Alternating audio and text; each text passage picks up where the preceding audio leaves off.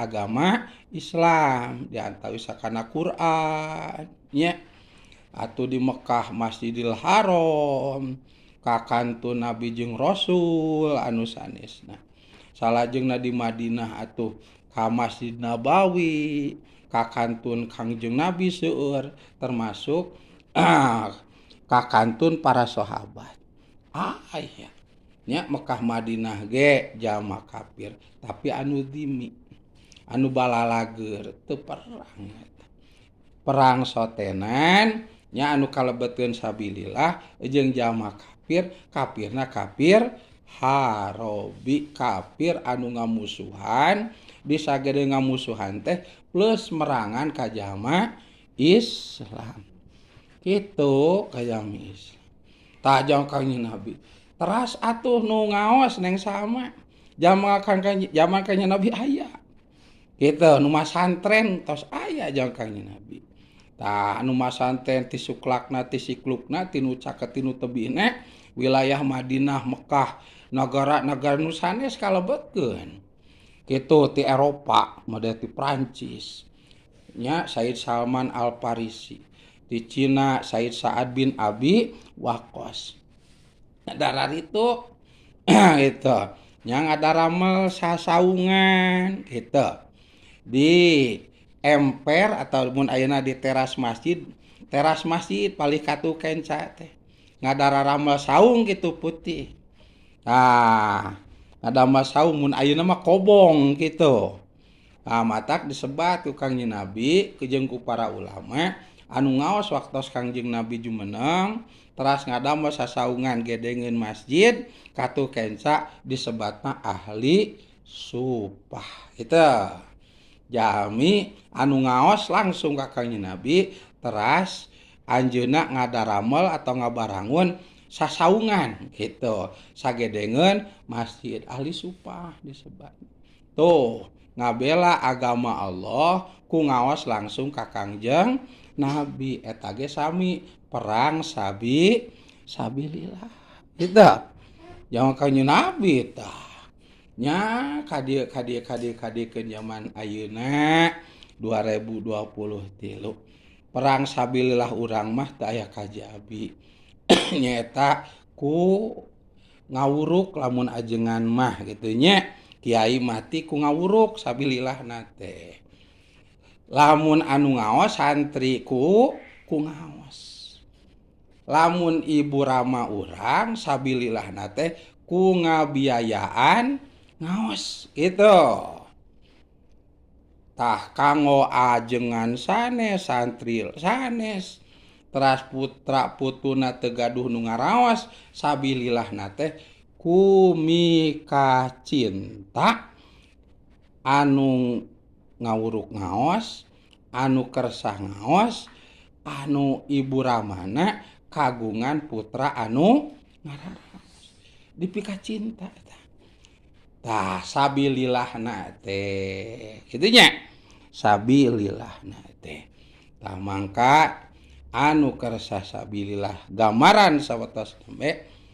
tiap-tiap kasayanana teh ku Allah Ta'ala dipaparinan pahala ku 700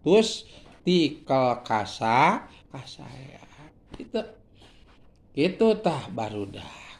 matak ganjaran ajengan ganjaran santri ganjaran ibu rama anu kagungan putrana nu malah santren akininina anu incuna malah santren teras jami anu mahabah katilu golongan nembe tah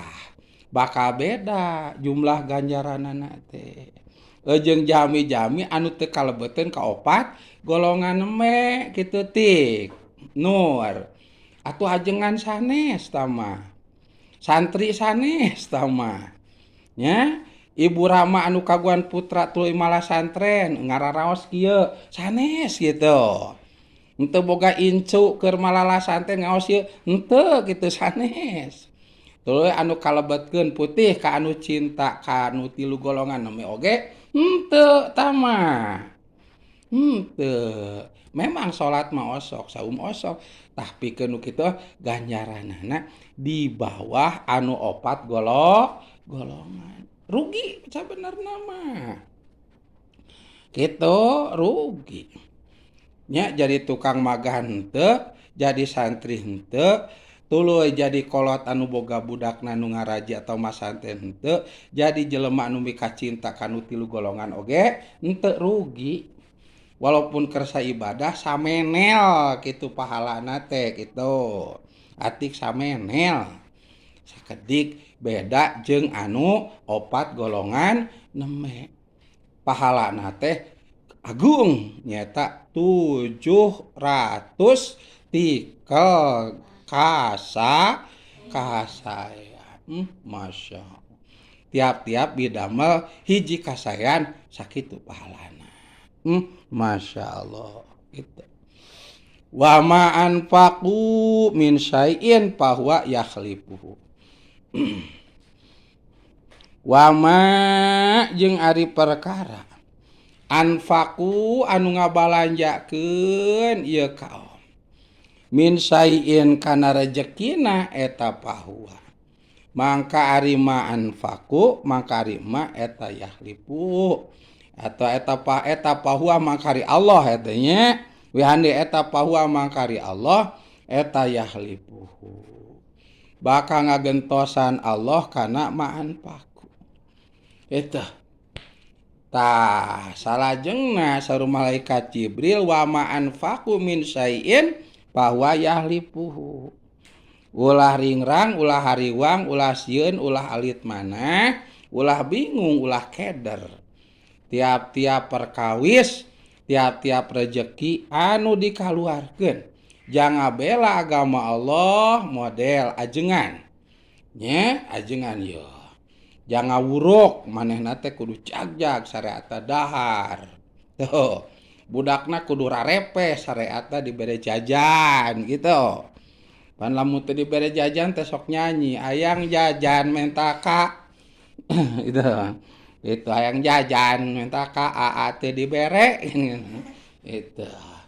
tuh satuluyna pamajikana sangkan jongjon ngadukung salakina ngawuruk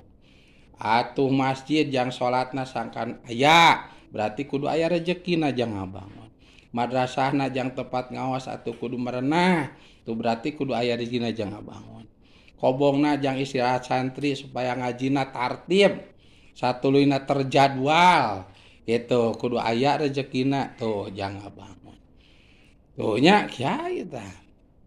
nah rezekina dikaluarkeun kanggo jalan ngabela agama Gusti Allah atuh nu ngaos ya sami nih da peryogi bekal ngaos geuningan nya itu peryogi kitab peryogi kalam peryogi mangsi bukunya anggoan kopea sinjang bukena sajadah jeung sajabana kalebetkeun sedekah ngabantosan mayar listrik nah gitu tuh eta teh rezeki artos diantawisna anu dikaluarkeun ku ibu rama urang tuh kalebetkeun nya ibu rama nu ngadukungna tuh tah kalebetkeun jami-jami anu rumasa jadi ajengan henteu masantrenkeun henteu gitu wungkul jadi ahli pangajian gitu neng sama saminggu sakali eta bari sare gitu nya kerek ajengan-ajengan nerangkeun ieu mah kerek gitu hudang-hudang ari eta we amin gitu ngadenge piringe tongtrang deuk diompreng karek udah cek urang teh ungkul hirup di pangajian saminggu sakali bari bonang ilmu nage ngaranna oge atuh nyair saminggu sakali teuing naon atuh kitu anu beunangna urang mah eudeuк ngilu ngabantuan ka anu masantren pokona tiap gajian sabulan sakali deuk ngaluarkeun we 100.000 mah 200.000 mah khusus ngabantos anu masantren. Masya Allah.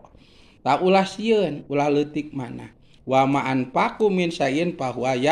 lipuhu naon rupi rezeki anu dikaluarkeun nya ku urang dina raraga ngabela agama Allah pasti ku Allah taala bakal digentosan. Tah digentosanana khusus nama engke di akhirat.